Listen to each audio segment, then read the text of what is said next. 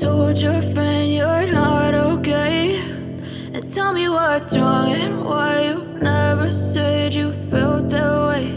And guess you're trying to stay strong and fake a smile until I look away. But I've known you too long, it hurts to watch you. Are you facing challenges in your marriage or relationship since moving to the diaspora?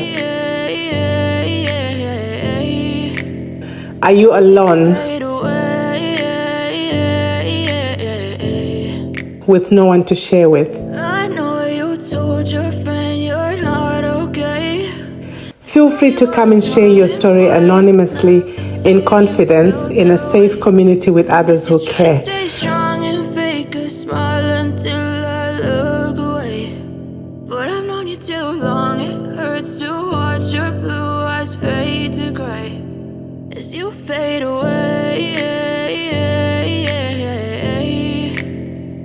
Come and confess, connect, and heal.